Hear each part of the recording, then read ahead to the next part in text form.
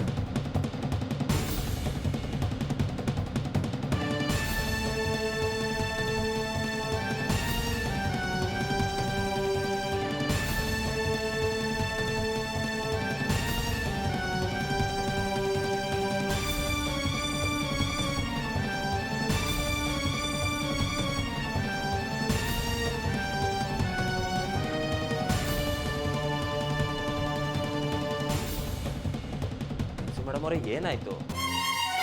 ಯಾಕೆ ಹಿಂಗೆ ಬೆಚ್ಚಿಡ್ತಾ ಇದ್ದೀರಾ? ಏನಿಲ್ಲ, ಹಾಗೇನಿಲ್ಲ. ಅಲ್ಲ, ನಿಮ್ಮ ಕೈನಾಗ ಆಗದೆ ಇರೋ ಕ್ಯಾಮೆಗೆ ಯಾಕೆ ಕೈ ಹಾಕ್ತೀರಾ? ಅಂದರೆ ಹಿಂಗೇನೂ ಆಗೇ ಇಲ್ಲ ಅನ್ನಂಗೆ ಸುಳ್ಳು ಹೇಳೋದು. ಅದು ನಿಮ್ಗೆ ಆಗಿ ಬರೋಕ್ಕಿಲ್ಲ, ಮತ್ತೆ ಯಾಕೆ ಅದನ್ನೇ ಮಾತಾಡಿರಿ?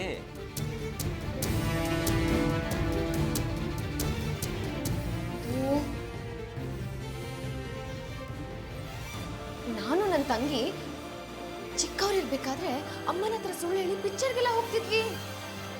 ಹೌದೌದೌದು, ಹೋಗಿರ್ತೀರಾ. ಆದರೆ ವಾಪಸ್ ಬಂದಮೇಲೆ ಖಂಡಿತ ಸಿಗಾಕೊಂಡಿರ್ತೀರಾ ಅಲ್ವೇ ಮೇಡಮ್ ಅವರೇ? ಹೌದು, ನಿಮ್ಗೆ ಯಾಕೆ ಗೊತ್ತಾಯ್ತು? ಓ, ತಂಗಿ ವಿದ್ಯೆನ ಎಲ್ಲ ಹೇಳಿರ್ಬೇಕು. ಈ ಕೆಲ್ಸನ ಅವಳು ಬಿಟ್ಟರೆ ಬೇರೆ ಯಾರು ಮಾಡಿರೋಕೆ ಸಾಧ್ಯನೇ ಇಲ್ಲ. ಅಯ್ಯೋಯ್ಯೋ, ಇಲ್ಲಪ್ಪ, ನಾನು ನನ್ನ ನಾದ್ನಿ ಕೂಟೆ ಮಾತಾಡೇ ಸಾನೇ ದಿವಸ ಆಯಿತು. ಆದರೆ ದಿನ ನಿಮ್ಮಕ್ಕ ನೋಡ್ತಿರ್ತೀನಲ್ಲ, ಅದರಿಂದನೇ ಗೊತ್ತಾಯ್ತದೆ ಬಿಡಿ.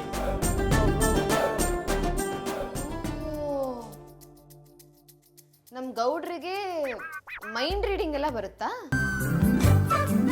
ಅಂದ್ರೆ ಮನ್ಸಲ್ಲಿರೋದೆಲ್ಲ ಗೊತ್ತಾಗುತ್ತಾ ಅಂತ. ಹಂಗ? ಹ್ಞೂ ಮೇಡಮ್ ಅವರೇ, ನನ್ಗೆ ಅಕ್ಷರ ಓದಕ್ಕೆ ಬರೋಕ್ಕಿಲ್ಲ ಅಂತ ಯಾವಾರದಾಗ ಎಲ್ಲರೂ ನನ್ನ ಯಾಮರ್ಸಕ್ಕೆ ಬರೋರು. ನಾನು ನೋಡಷ್ಟು ನೋಡಿ ಜನಗಳು ಕಣ್ಣಲ್ಲಿ ಕಣ್ಣಿಟ್ಟು ಮಾತಾಡೋಕೆ ಶುರು ಮಾಡಿದೆ. ಯಾವನ್ ನನ್ನ ಕಣ್ಣಲ್ಲಿ ಕಣ್ಣಿಟ್ಟು ಮಾತಾಡಿದೆ